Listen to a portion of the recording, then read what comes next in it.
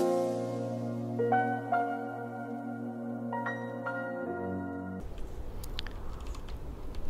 so if you are in a tri-lane versus a solo offlaner, you're going to want to, as your main focus, zone the enemy hero out from the lane. So that's gonna be your #1 priority. Before your last hit or anything, like, you need to make sure that, like, you are 3 versus 1 in this lane. You need to zone this guy out of the lane, and by doing that, he's going to be forced out of the lane, and that is your main priority in this lane. And you also need to make sure that you have a ward either up here or up here when you do this, because you need to keep track of the enemy hero's movements. It is super important that you know where the enemy hero is at all times.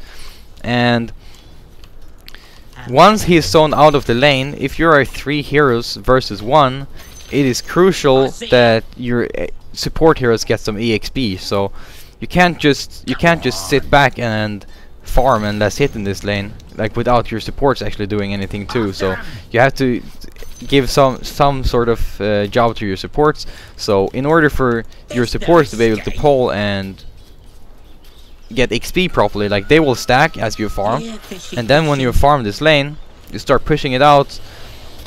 And this has to happen after the enemy hero has already left the lane. It has to happen after the enemy hero has already left the lane. It's very important.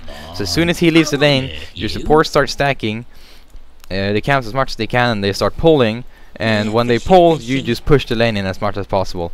So by doing this, you give the maximum amount of farm to your supports. The enemy hero is gone from the lane, and he's not getting anything, and you're getting as much farm as possible too, as a carry player. And that's the way that you should play if you're in a 3 versus 1 scenario. So let's now assume that you're in a 2 versus 1 scenario. So if you're playing 2 heroes against 1 in your lane, again, the most important thing is zoning out the enemy offlaner. But you can't always zone out an enemy offlaner 2v1. It depends on which heroes you have and what hero you're playing against. But let's say that you're playing against an Underlord and I'm Slark and Vengeful Spirit. There is 0% chance that we are going to be able to zone that guy out. So in order for us to properly deal with an Underlord, for the first part we need to be able to deward his counter ward, or if he blocked the one of the poles, it needs to be dewarded. It's very important that you deward his ward. So once you've dewarded his ward, again, you can't really fight this guy. Like, the Underlord is just way too strong for you guys to deal with. So what you try to do as a Stark is you just try to get whatever last hit you can. Try to push the lane out whichever way you can. When he shoves the wave in your face and he's using his spell, you just kind of have to back off a little bit. And your Vengeful Spirit that you have, or whatever support you have, just pulls as much as possible.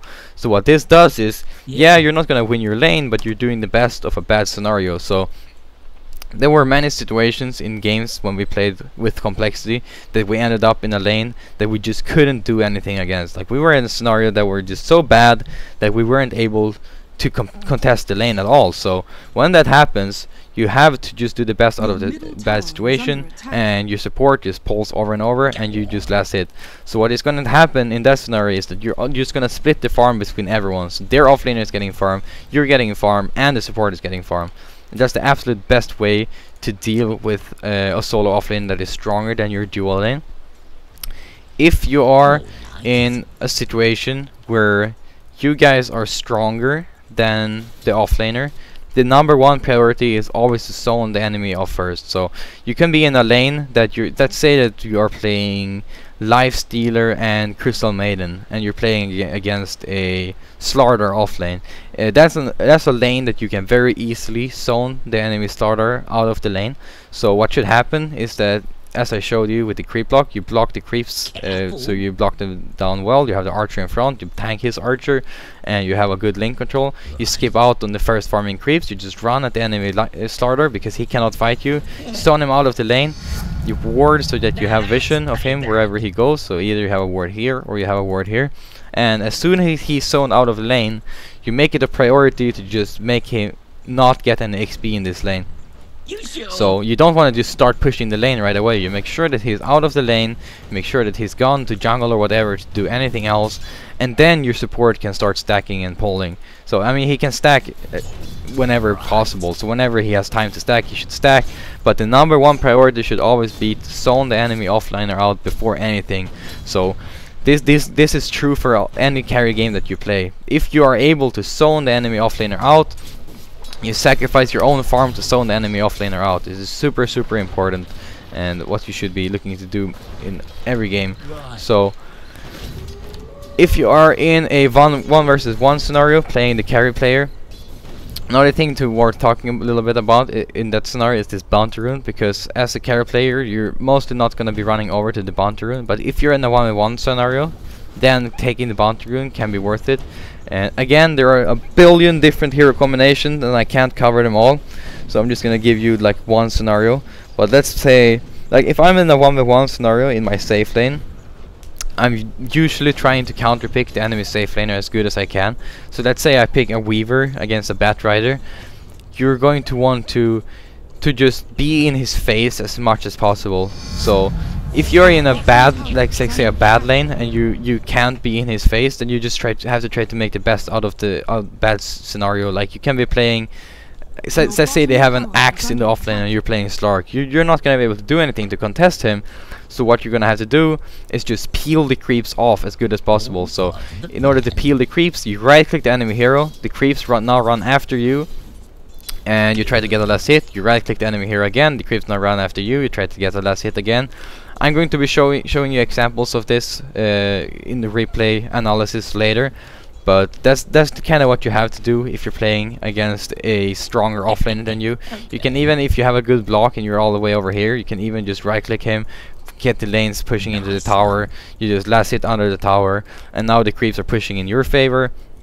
You run over to the camp here, you pull it, and you get some XP there, you go last hit on the tower. Like, these are just things that you do in order to not have to mess with the enemy offlane. Like, you make sure that you don't have to get up in a battle, in like a 1 versus 1 battle against him, because you're not gonna win it when you're in a bad lane. So another thing that is super important in those scenarios and in many other situations is to protect this creep camp. You cannot allow him to pull this creep camp. So if you are in a lane where the enemy, like, the enemies are stronger than you and they're gonna to be pushed the lane in your face a lot, it is crucial that you control this creep camp, because they're going to try to pull from this camp as much as they can, and every time that happens and you get denied creeps, it is super bad for you. It's something that you cannot have happen, and it's just really bad for you. And this is gonna happen as well if they're like in a 2 versus 1 lane against you. Just try to block this camp. If you are the sacrificial lamb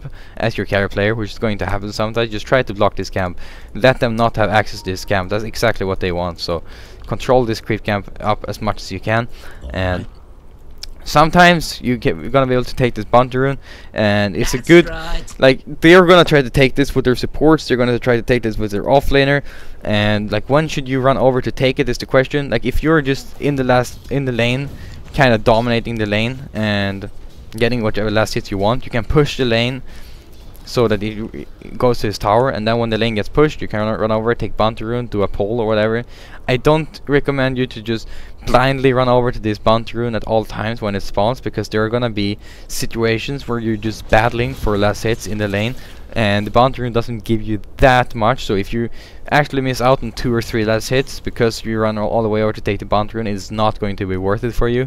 So pick your spots carefully when going to the bounty rune. Just try to ask yourself, how much is this giving me versus how much am I losing, and try to put yourself in situations where you're winning more than you're losing by going for this bounty rune.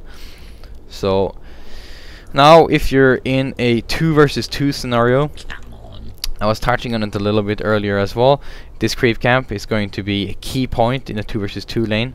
You cannot let the enemy team have access to this camp. You need to control it, you need to block it or whatever. And it also depends, again, if you are the stronger lane or if they are the stronger lane. That's kind of what you have to ask yourself, because if they are the stronger lane, then you have to block this camp. If you are the stronger lane, then you can control this camp. So what I mean with being the stronger lane is, if you can just kind of run at them and fight them like however, then you are gonna be able to push this lane in their favor. And once this lane is getting pushed in, so they're kind of less sitting on the tower, then you can take big advantage of this by pulling this camp. And when you pull this camp, you're just going to be giving yourself such a big edge in this lane. And one thing to keep in mind as well when you're in a lane like this is that they have a slight advantage in the fact that they have a shrine nearby. That is something to keep in mind. I mean, it's true for both sides of the map. So again, if you are able to control this camp, you are going to do very, very well in these types of scenarios. And there are going to be situations when you are in the like one position and you're getting sacrificed. As I said before, this camp is going to be a key to controlling the game. There are not going to be situations where you are allowed to pull this camp, because if you're like 1 versus 2 or 1 versus 3 even in this lane, you just simply cannot push the creep wave in their favor in order for you to protect this. So just try to block this camp. I mean, for this side it's the same for this camp. So just try to block that camp if you cannot control it yourself. If you can control it for yourself, then by all means, very, very good. This is like the make or break thing for a lot of different lanes.